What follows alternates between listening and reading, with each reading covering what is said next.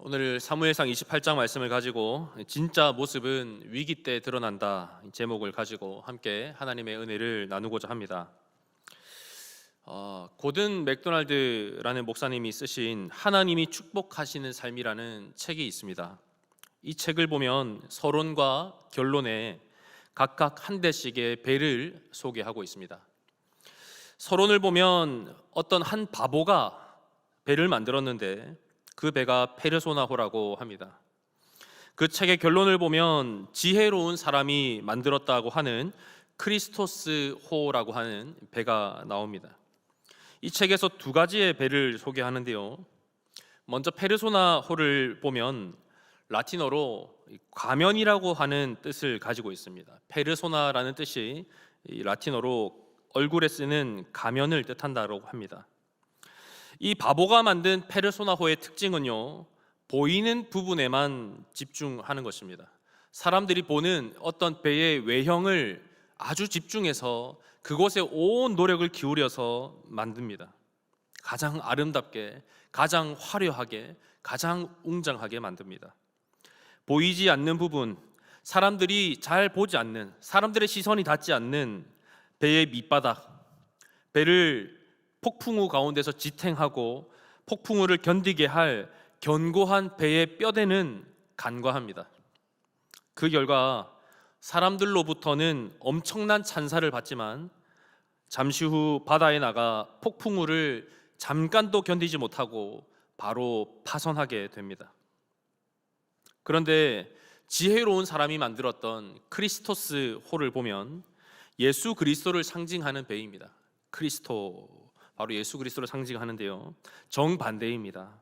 배를 설계하는 단계에서부터 애당초 배의 외형적인 것은 전혀 고려하지 않습니다. 배의 모든 총력을 기울여서 견고한 뼈대와 안정성에만 치중하여 설계합니다.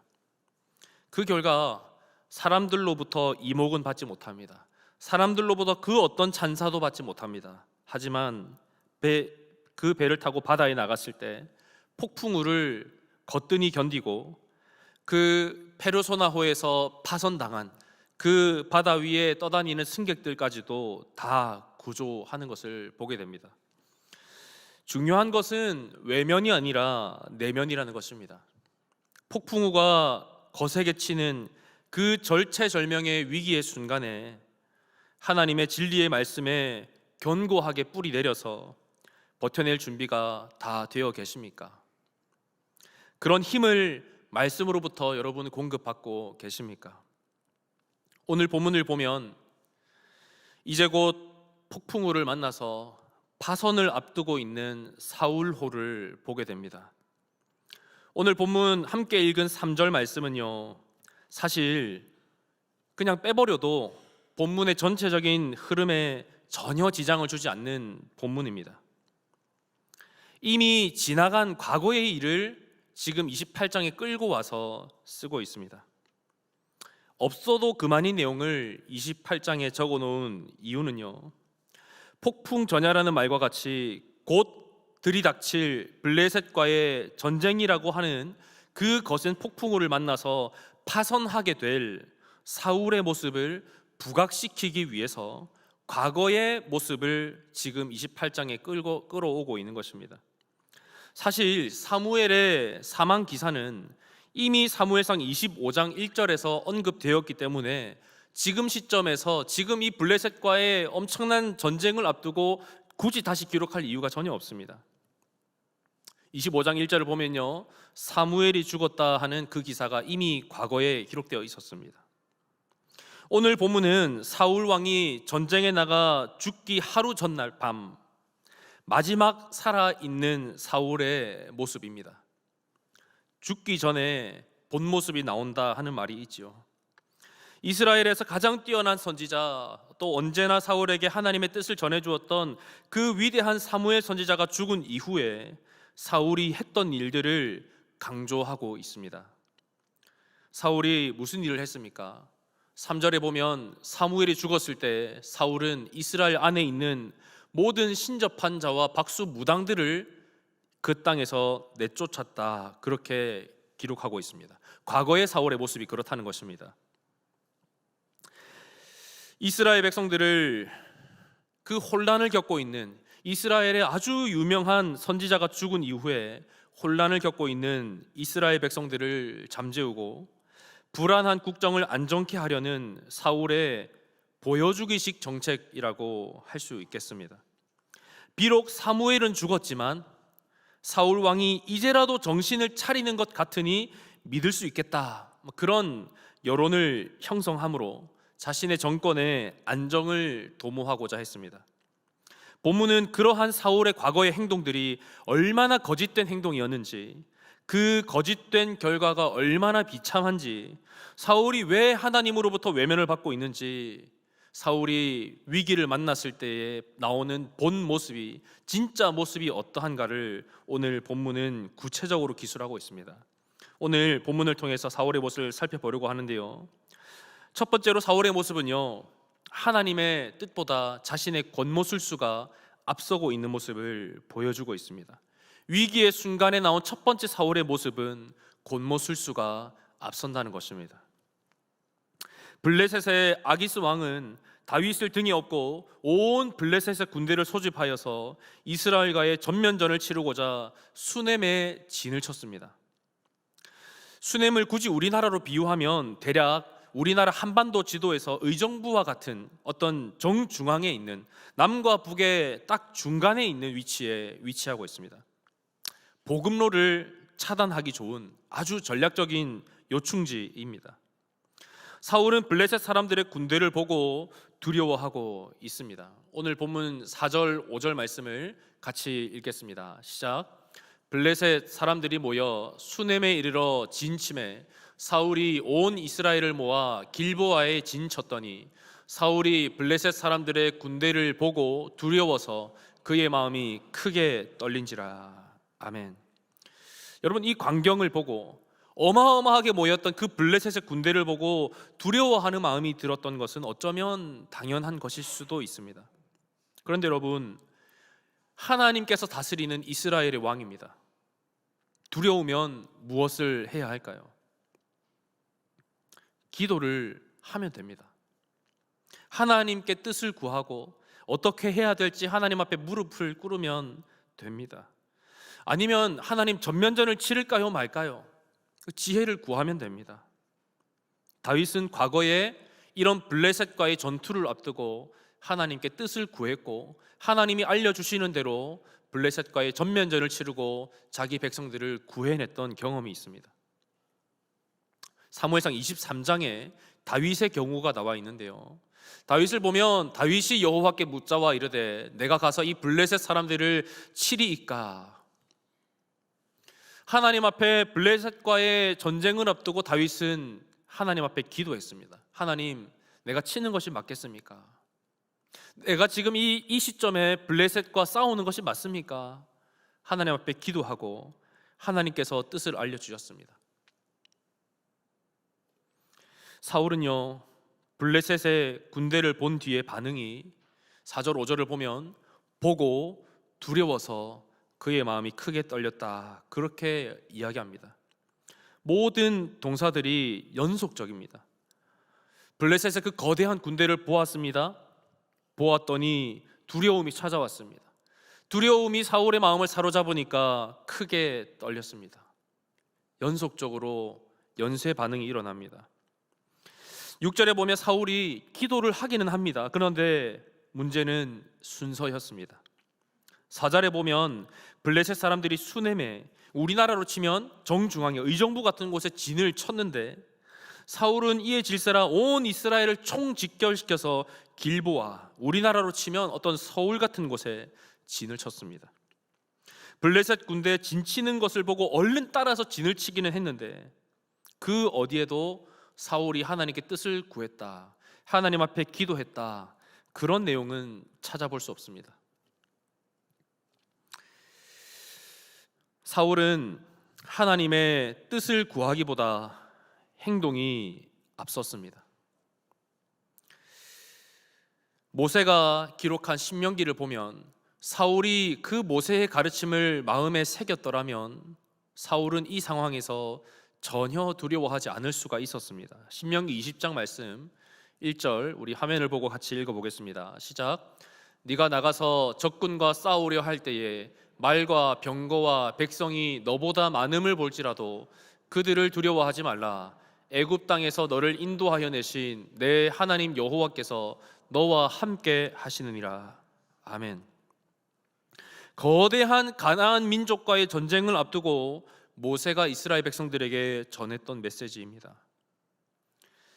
살아서는 나갈 수 없어 보였던 그 강한 애굽도 하나님께서 함께 하시니까 한 사람도 예외 없이 온 이스라엘 백성들이 그 거대한 강대한 애굽을 출애굽할 수 있었습니다. 그 하나님께서 함께 하시면 가나안 백성들과의 전쟁도 전혀 두려워할 것이 안 된다는 것입니다. 바로의 그 강력한 군대를 홍해 바닷속에 수장시키신 그 하나님이 나와 함께 하심을 믿는다라고 하면 무엇이 두렵겠습니까?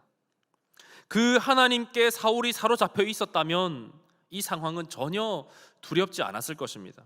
그런데 하나님이 아니라 현실의 두려움에 사로잡혀 버리니까 하나님의 방법이 아니라 뭔가 내가 하려고 하는 권모술수가 앞서더라는 것입니다.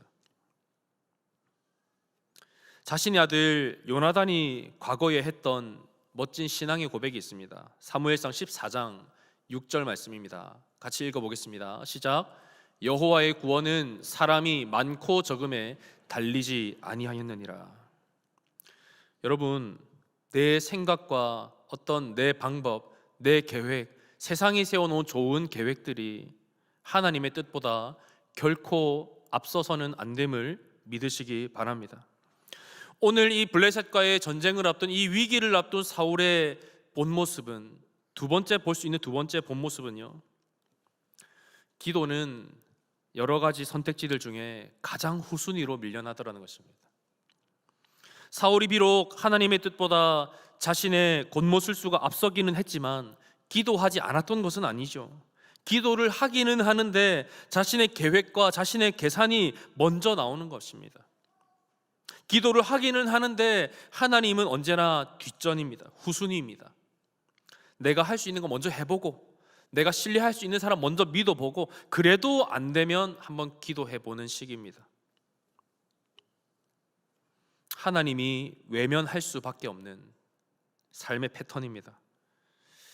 그런 사울의 기도에 하나님은 침묵하시고 응답하지 않으십니다. 선지자 사무엘은 이미 죽고 없습니다. 꿈은 하나님이 직접 나타나셔야 하는 것이고, 사울이 직접 하나님의 뜻을 구할 수 있는 것은 우림으로만 가능했습니다. 우림은 제사장 의복 에봇에 달려 있는 것인데, 과거 사울이 놋 제사장 85명을 죽이고 유일하게 생존한 단 한 명의 제사장 아비아달이 있는데, 그 아비아달은 지금 다윗과 함께 있습니다. 그렇다면 지금 사울이 우림으로 하나님의 뜻을 구했다라고 했는데, 사울이 지금 우림으로 하나님의 뜻을 구할 수 있는 경우의 수는 두 가지가 있죠. 첫 번째는 자신이 임의로 우림을 만들어내는 것입니다. 내가 하나님의 뜻을 구하기 위해서 직접 우림을 만드는 것이죠. 두 번째 방법은 놋 제사장들을 학살할 때 죽은 제사장의 에봇에서 하나 떼어왔던 것입니다. 그 두 가지 경우의 수가 있는데, 어떤 경우의 수라도 사울은 지금 미신적인 용도로 그 우림을 사용하고 있습니다. 하나님의 뜻을 구하는 것은 뒷전인 사울이 신접한 여인에게는 아주 적극적으로 나서서 뜻을 구합니다. 바로 이것이 사울의 가장 큰 문제였는데요. 6절 7절 말씀 우리 같이 읽어보겠습니다. 시작. 사울이 여호와께 묻자오되 여호와께서 꿈으로도 우림으로도 선지자로도 그에게 대답하지 아니하시므로 사울이 그의 신하들에게 이르되 나를 위하여 신접한 여인을 찾으라. 내가 그리로 가서 그에게 물으리라 하니, 그의 신하들이 그에게 이르되 보소서 엔돌에 신접한 여인이 있나이다. 지금 사울의 가장 큰 문제가 여기 나오고 있습니다. 하나님께서 침묵하실 때 내가 임의로 그 뜻을 알아내고자 인간적인 세상적인 방법을 적극적으로 활용하고 있는 것입니다. 잠언 28장에 의하면 이러한 사울의 모습이 하나님 앞에 가증한 것이다라고 이야기합니다. 잠언 28장 9절 말씀입니다. 같이 읽어보겠습니다. 시작. 사람이 귀를 돌려 율법을 듣지 아니하면 그의 기도도 가증하니라.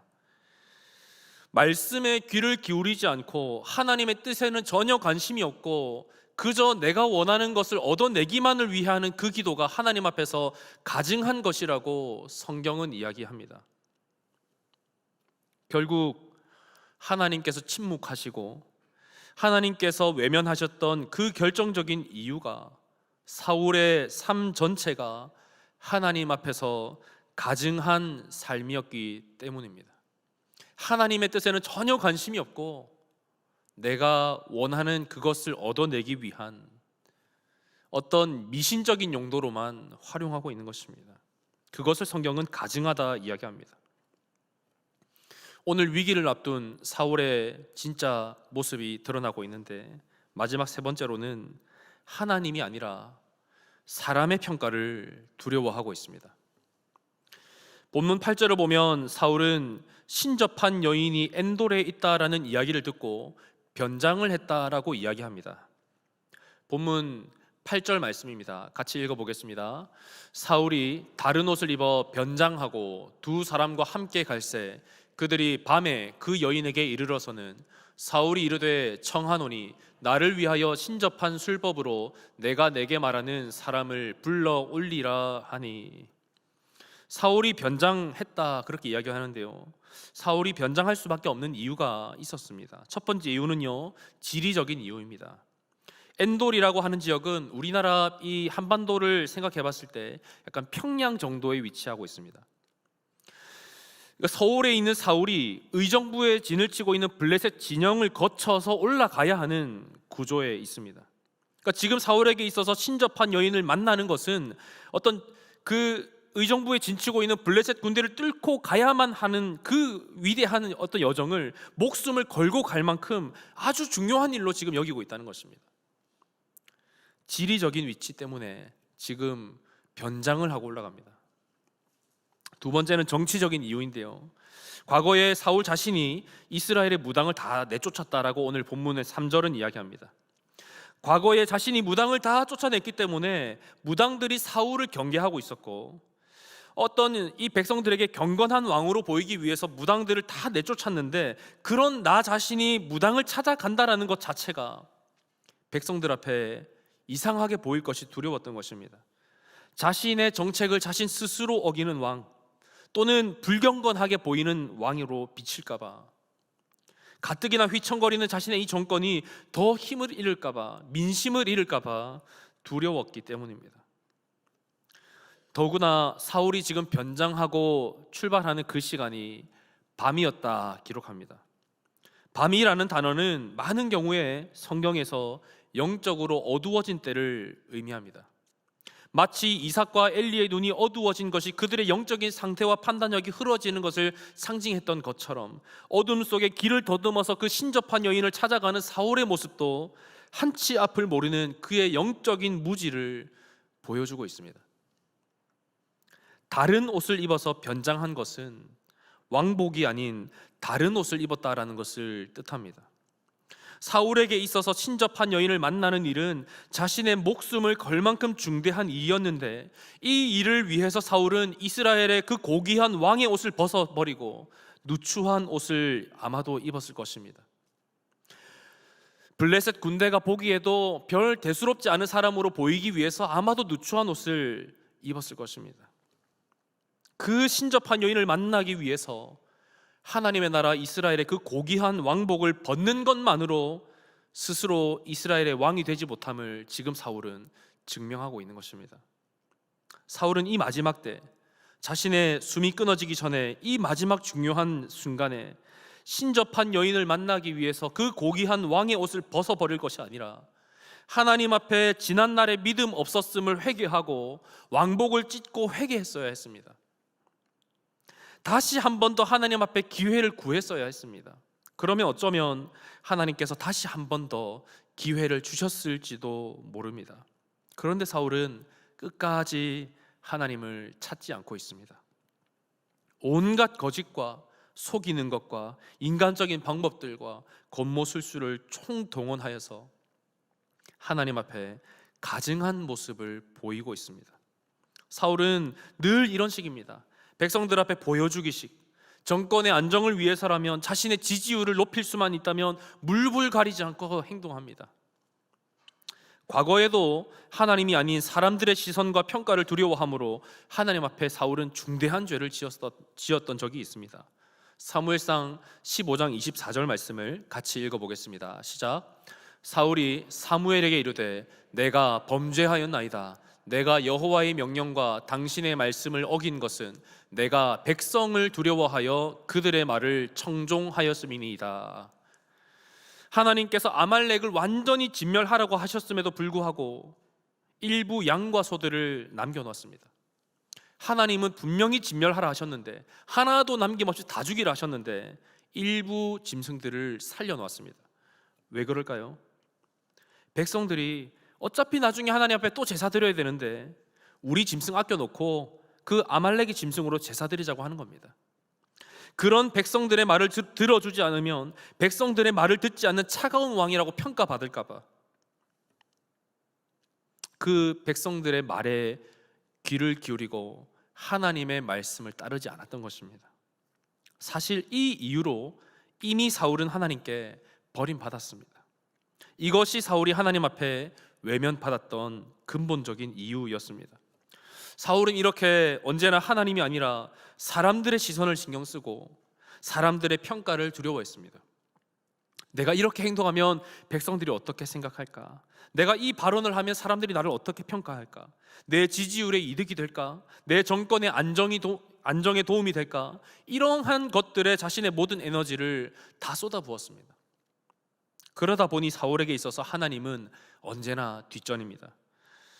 하나님의 뜻보다 자신의 계획을 앞세우고 온갖 권모술수를 행하고, 기도는 자신이 행할 수 있는 모든 가능성이 가장 후순위로 밀어버리고 사람들의 평가를 두려워하고, 이러한 삶의 패턴이 반복되는 것입니다. 그러다 보니 하나님께서는 꿈으로도 우림으로도 선지자로도 음성을 들려주시지 않으시는 것입니다. 하나님께서 말씀하지 않으시는 것도 않으시는 것이지만 이미 사울부터가 하나님의 음성을 들으려조차 하지 않았던 것이 가장 큰 문제죠. 하나님의 뜻이 궁금하지도 않습니다. 내가 원하는 것만 마음에 가득한데 그런 사울에게 있어서 하나님의 말씀이 들어갈 틈이 없는 것입니다. 여러분, 오늘 우리는 어떻습니까? 하나님의 음성을 듣고 있습니까? 하나님의 뜻을 구하고 계십니까? 기도할 때 하나님께서 뜻을 알려주십니까? 상황으로든 사람으로든 여러 가지 방법을 통해서 하나님의 인도함을 받고 계십니까? 만약 우리가 기도하고 있는데도 하나님께서 침묵하신다면, 만약 기도하고 있는데도 하나님께서 여러 가지 경로를 통해서 길을 열어주시지 않는다면, 어쩌면 오늘 우리의 모습이 사울의 모습과 같이 하나님의 뜻보다 내가 원하는 다른 엉뚱한 것들로 우리의 마음이 가득 차 있는 것일 수도 있습니다. 하나님의 뜻보다 내 방법이 앞서고 있을 수도 있습니다. 하나님이 아니라 사람들의 시선을 더 두려워하고 있는 것일 수도 있습니다. 중요한 일을 앞두고 해야 할 여러 가지 일들 중에 기도가 가장 마지막으로 밀려나 있는 것일 수도 있습니다. 오늘을 사울의 이 모습을 반면교사 삼아서 우리의 솔직한 상태를 살펴볼 필요가 있습니다. 결론을 맺으려 합니다. 서론에 이야기했던 그 페르소나호와 크리스토스호의 교훈을 기억했으면 좋겠습니다. 외면이 아니라, 사람들이 보는 그 모습이 아니라 하나님께서 보시는 우리의 중심을 튼튼하게 설계해야 합니다. 그래야만이 풍랑을 만났을 때 파손하지 않고 살아남을 수 있습니다. 그래야만 천국을 향한 이 여정을 끝까지 완주할 수 있습니다. 오늘 본문을 통해서 사울이 죽기 전날 밤의 행적을 살펴보았는데, 죽기 직전까지도 사울은 하나님 앞에 가증한 모습으로 살아가고 있습니다. 어쩌면 이것이 오늘 우리의 모습인지도 모르겠습니다. 하나님의 말씀을 내 삶의 유일한 기준으로 삼고 있습니까? 머리로는 알고 있지만 내가 듣고 싶은 말을 듣기 위해서, 내가 원하는 것을 이루어내기 위해서 신접한 여인을 찾아서 거룩한 하나님의 자녀의 옷을 벗어버리고 세상의 옷을 주섬주섬 껴입고 있지는 않습니까? 변장하고 있지는 않습니까? 내가 할 수 있는 것들을 다 해본 뒤에 안 되면 그때 가서 기도하고 있지는 않습니까? 하나님께서 나를 어떻게 보시는지 보다는 주변 사람들이 나를 어떻게 볼지, 주변 사람들이 나를 어떻게 평가할지, 그런 것을 생각하면서 보여주기식 신앙생활을 하고 있지는 않으십니까? 예수님은 하나님 아버지의 뜻에 순종해서 이 땅에 오셨습니다. 오신 뒤에도 아버지의 뜻대로 행하셨습니다. 모든 일에 앞서서 기도하셨습니다. 사울은 어두운 밤에 신접한 여인을 찾아서 그 어둠을 더듬어가며 변장까지 해가며 신접한 여인을 찾아갔습니다. 내가 원하는 그 이야기를 듣기 위해서 갔습니다. 그런데 예수님은 새벽 미명에 일어나 그 어두운 때에 기도로 아버지의 뜻을 구했습니다. 사람들이 세리와 창기의 친구들이라고 비아냥거려도 그런 사람들의 시선과 평가는 전혀 고려하지 않으십니다.